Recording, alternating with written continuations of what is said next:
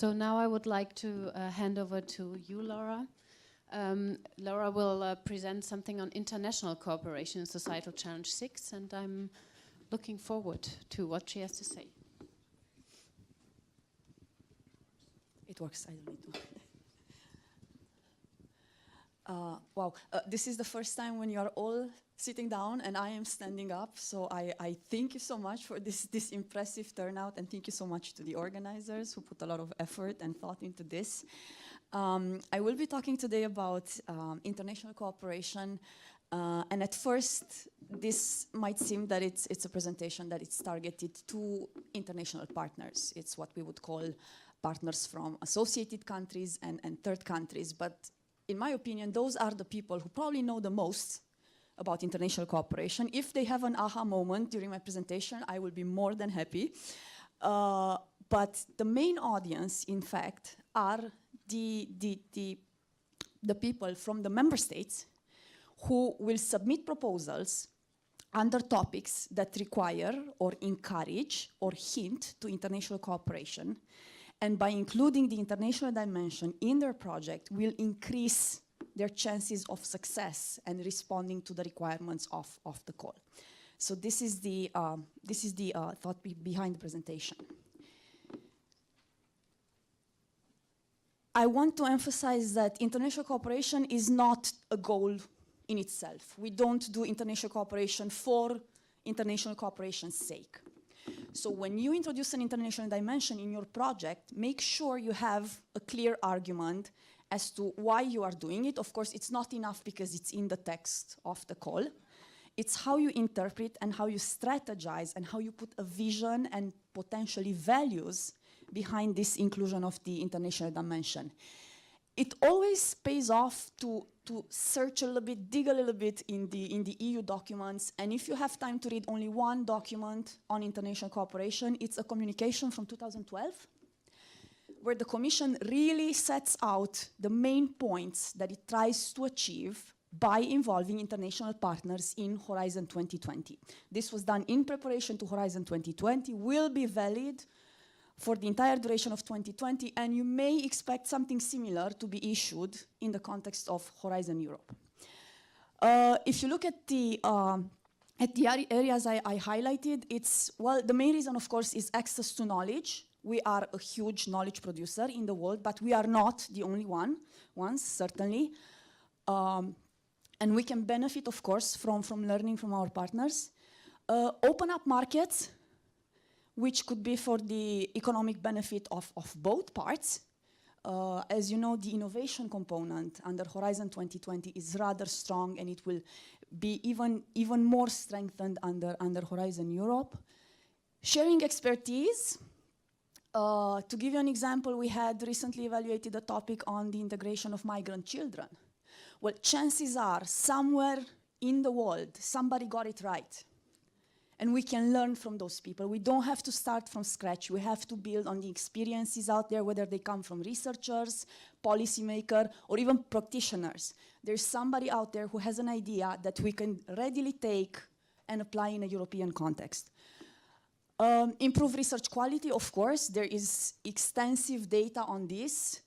Publications that include international partners are highly ranked. They are more cited, they have a better chance of making it into peer-reviewed journals, and so on. Science diplomacy. I will spend a little bit of time on this because it's one issue that keeps coming up and will come up even more so as we approach Horizon Europe. There's really three dimensions to this.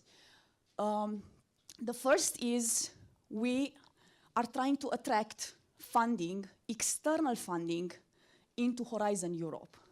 We have countries out there who are willing to fund their researchers to participate in our projects, adding to the sum, to the grant that is put forward by the European Union. And I will come back with concrete examples for SC6 related to that. The second dimension is we are in desperate need in our policies and in our approaches and actions of good quality data, of well-argued data, and of advice, scientific advice. Zoltan already mentioned the EU, the UN compacts on migration. There will be one on migration, one on refugees. Already the projects that we are funding under the call on migration have produced data that has been fed into the preparation of these compacts, and we have projects that will accompany the implementation of the compacts. Hopefully they get voted at the end of December. And of course, a higher global profile, which of course cannot hurt in any case. Another thing that I would like to emphasize is that researchers they have holistic minds, right? There's always a fear. I was a researcher once in a previous life. There's always this fear that you would miss out on something. You have to consider all the options, all the possibilities, and so on. But in your proposal, you have to look a little bit at the issue, because you're under the societal challenges pillar. You have to look at the issues a little bit from the angle of the European Commission. And when it comes to international cooperation, it really pays off to do this very, very simple thing. You go to the EU press room, the newsroom of the European Union. You put in the name of the country or the region or the issue you want to research, and see the searches that will come up. It will immediately give you a sense of what the EU position on something is. The EU rarely says, well, on one hand, but then on the other hand, an event happens, 2-3 hours later, or in 24 hours, you get a reaction, for instance, from the European External Service or from other DGs inside the Commission. That's something that you have to keep in mind. Also, Margot suggested yesterday that you look a little bit, let's say you want to work on migration with a certain region of the world. It really pays off to go into Cordis, which is the database where we store information on all previous projects. And to see, for instance, you have the option to search by country, by theme, by program. Maybe you want to see if somebody has already worked on migration with Jordan, since it's singled out in one of the topics. It's a possibility for you to identify partners. You can immediately pull out a list of consortia. Maybe you're looking for a partner in a country and you don't know anybody who works in a university in country X. But by going through this system, you would identify a consortium, you know somebody inside the consortium, and you can triangulate, right? They could introduce you to a partner they have been working with, and so on. Sometimes these connections are not very easy to make, but I think this could give you an idea. This would also have the contact information for the projects, final reports, some of the deliverables, so it's a really, really useful tool. For a quick search, very targeted, just names, contact information, and so on, you can go to the participant portal, and there you can do a quick partner search. For instance, you can combine country A with, let's say, cultural heritage, and see is there anybody who is working and wants to work on this issue. Now, switching back to the strategy for international cooperation. We have a dual approach. As I'm sure you all know, it's been publicized enough. Horizon 2020 is open to the world, which means any entity from any part of the globe can potentially become a participant. At the same time, in addition to this overall and general openness, we do have targeted actions through which we try to accomplish something in specific regions or parts of the world. How are we doing so far? Well, I think the results are pretty impressive, and I do not know of any other research program in the world who can boost these numbers. So we received applications from participants, or applicants, I should say, from 197 countries, and we have funded so far participants from 148 countries. I think this is an impressive record by any standard. Of course, outside of the EU member states, we do have a privileged relationship with the countries who are associated to Horizon 2020. We are talking of 16 countries now. My suspicion is that this number will hold until the end of 2020, because negotiations take time, and we probably won't have time to negotiate. The next round of negotiations, by the way, for each framework program, the negotiations start from scratch. For instance, if Switzerland wants to be associated, it will have to go through the process again and so on. But so far the number is 16 countries. You can see a little bit the geographical spread. In addition to that, this is probably a lesser known fact. There have been agreements on science and technology cooperation with 20 countries since many years for some. What this means is with these countries, we hold regular meetings, regular committee meetings, very structured, very organized. A lot of preparation goes into this. They take place at least once a year.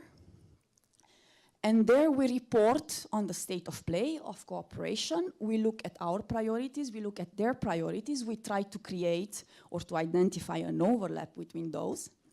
And we also start already to think in terms of concrete tools that we could use to achieve those priorities. A lot of joint calls that you might have seen under other areas between EU and certain countries have been born via these channels.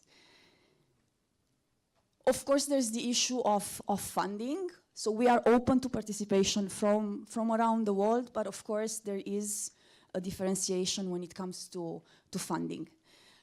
The countries that are automatically eligible for funding are the associated countries. Of course, they participate in the program on the same foothold as the member states. And the developing countries, for this I would ask you to refer to Annex A of the work program, because this gets updated pending political developments and so on. But for now, we count about 130 countries who are eligible for funding under Horizon 2020. Not automatically eligible for funding.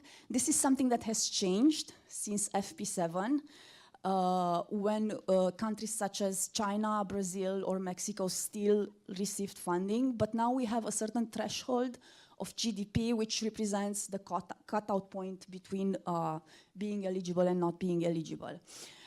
However, I should say there are certain topics. For instance, we had one in a previous work program for SC6 where we did fund China, participation from Chinese partners, because their participation was considered of strategic interest by the European Union working in the field of urban development.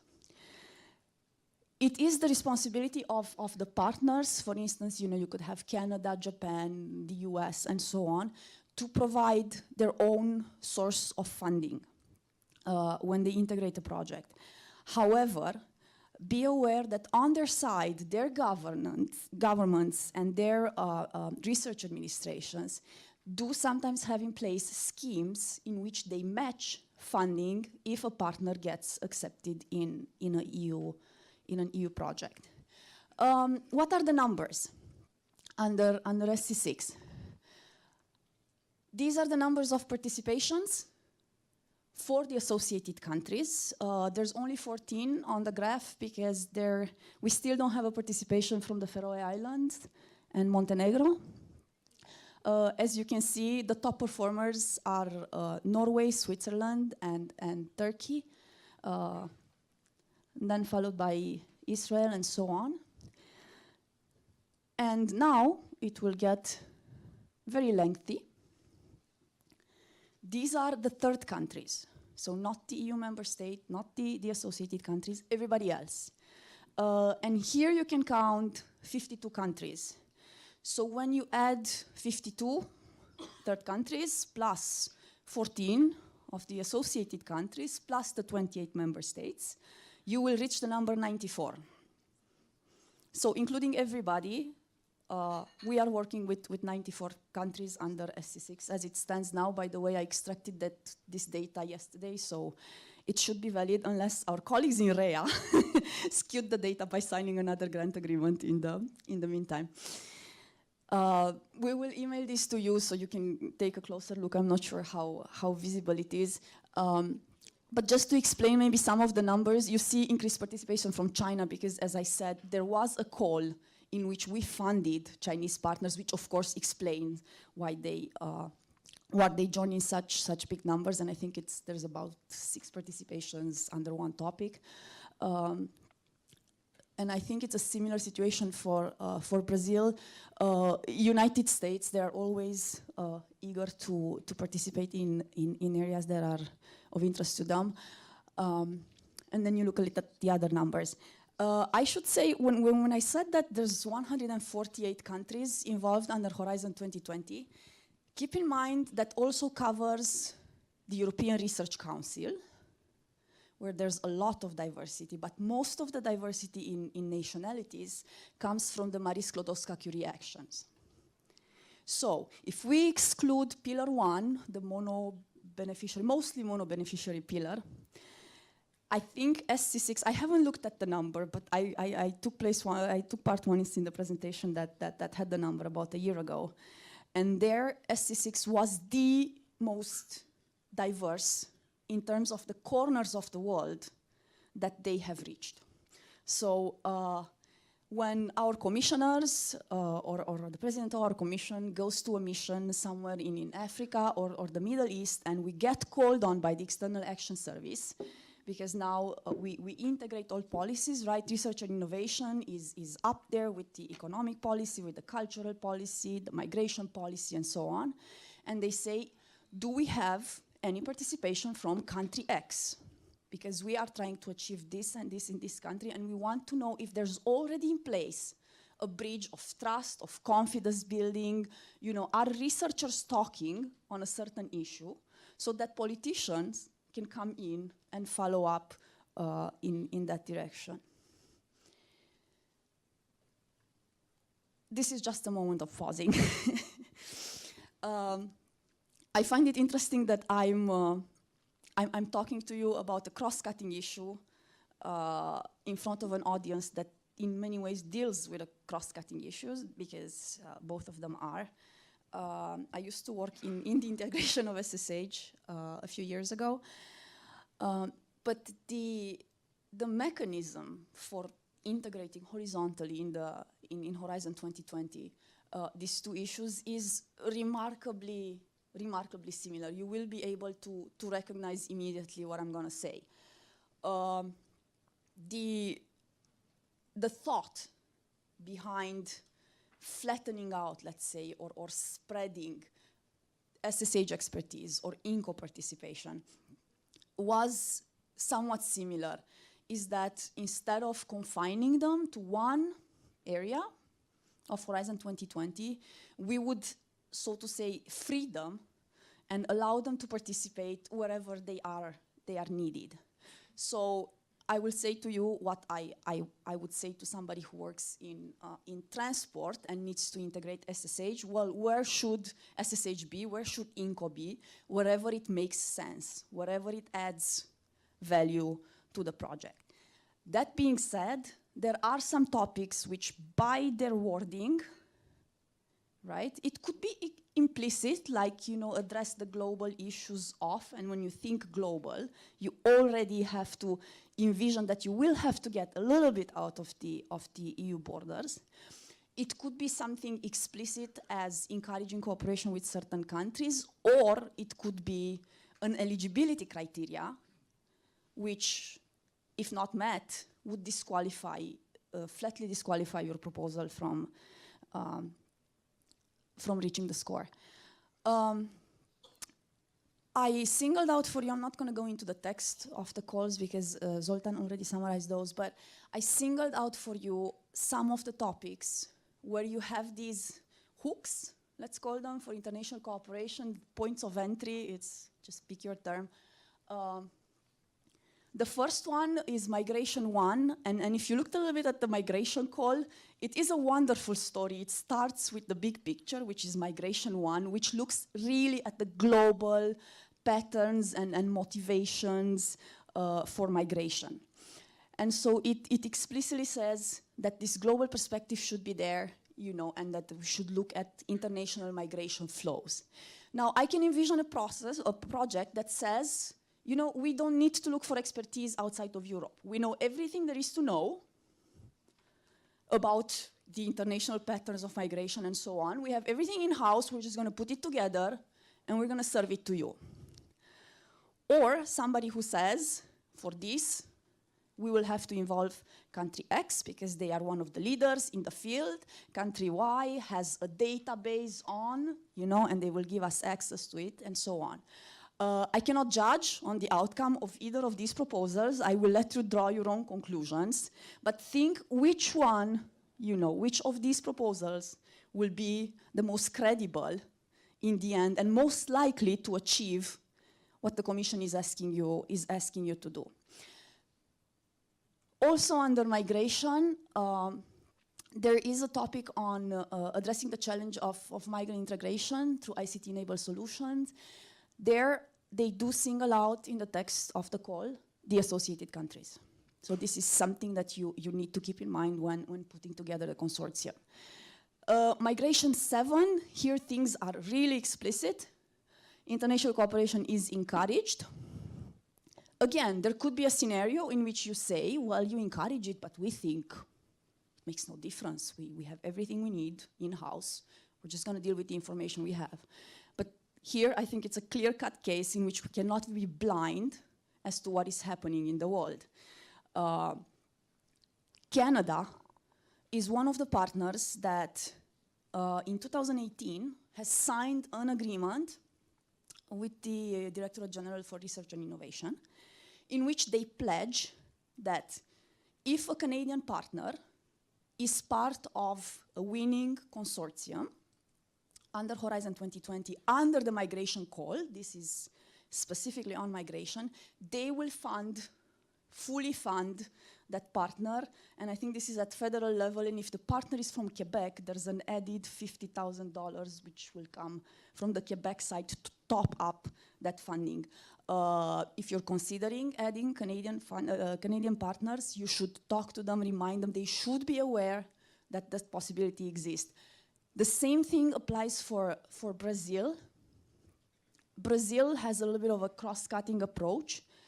I think they wait to see which partners are accepted and so on. I don't think there's a guarantee that all partners will be funded, but there is a chance, there is the possibility, not the guarantee, but the possibility that they could obtain money from their government to finance their participation.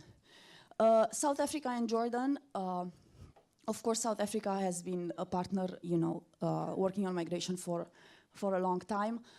Jordan, we picked them because they have one of the highest percentage of refugees as compared to the total of their population. There is a lot that we can learn from them. So again, this, just a reminder, this was written in 2017. Of course, we put Canada because Canada has an amazing expertise on asylum law, and they have a long-standing history of dealing with migration. We picked Brazil because there was an interest from Brazil, and I don't want to say that we were lucky, because given the political context, that would be rather cruel, but it's I think, a coincidence or not, that the refugee crisis is happening in Venezuela, and there are millions of Venezuelans currently crossing the border into Brazil. So this makes it the perfect moment to deal live with an issue not unlike what we experienced in 2015, probably in Europe. Again, there's a flow of people that is approaching the US border. So there's a lot of things to glue and to consider when you put a proposal on the table. I think there will be a difference between somebody who is sensitive to the political context and makes a clear argument as to why they chose these 5 international cooperation partners, which regions they are covering, how is the comparative dimension gonna come into play, rather than having somebody, let's say, who puts 10 international partners, but it's just ticking the box. Okay, there's no clear indication as to why country X, let's say in North Africa, as opposed to country B.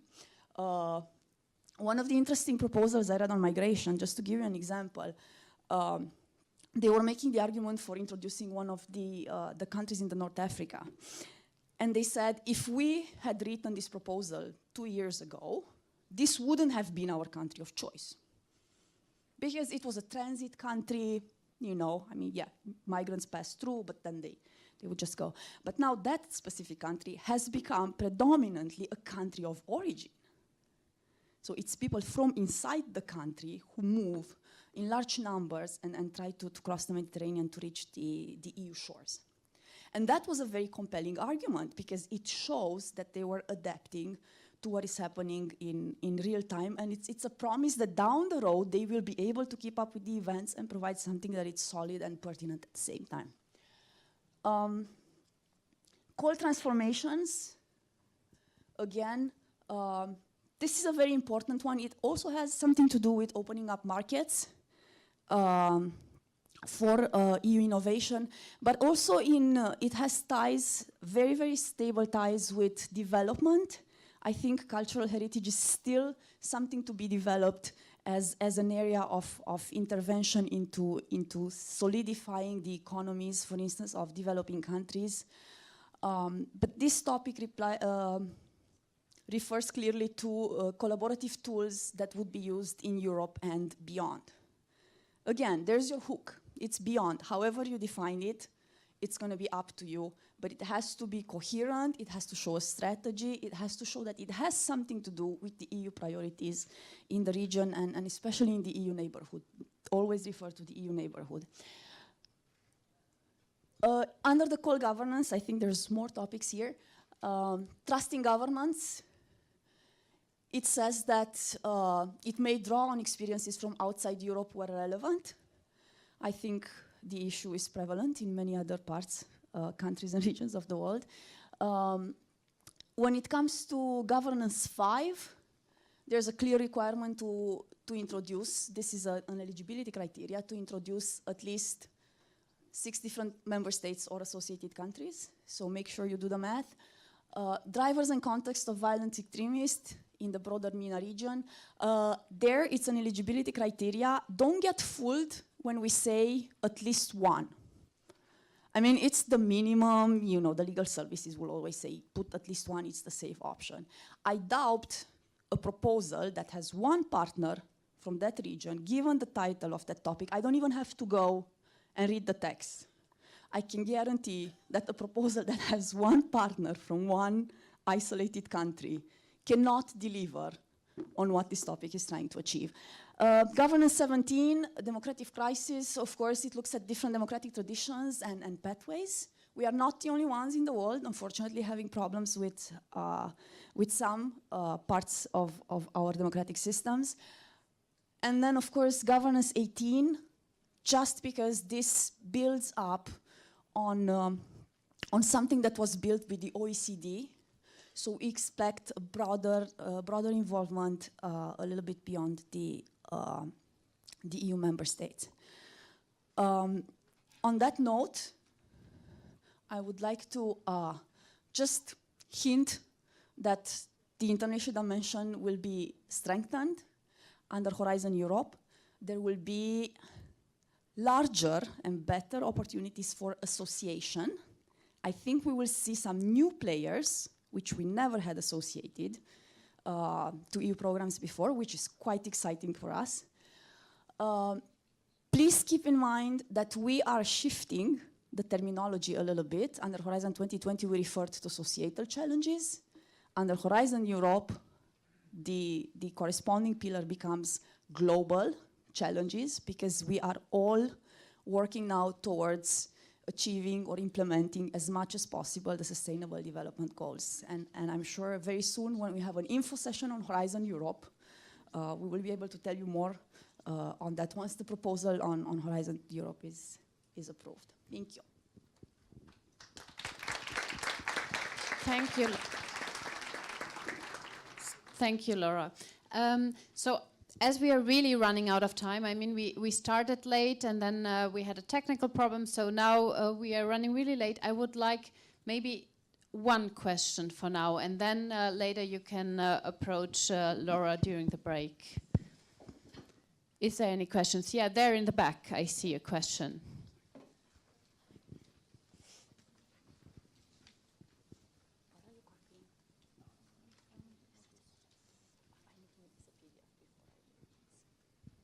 Hello, Ayşegül Özbakır, Yıldız Technical University from Turkey. My question is specifically for the Canadian partners, actually, since we have one, actually. But is it just for the Quebec government or the federal? No, it's anybody in Canada Okay. will receive including- an amount up to a certain number. I want to say it's 250,000 Canadian dollars, but please check the exact conditions. If that Canadian partner is from Quebec, the local government, the Quebecois government, will add an additional 50,000 Canadian dollars to that funding. Okay, So got it. it's we bring in more money. Let's say they bring in more money Perfect. than the Okay, perfect. the English-speaking ones. It's how they phrase their agreement and policy. Okay, thanks. Thank you very much, Laura.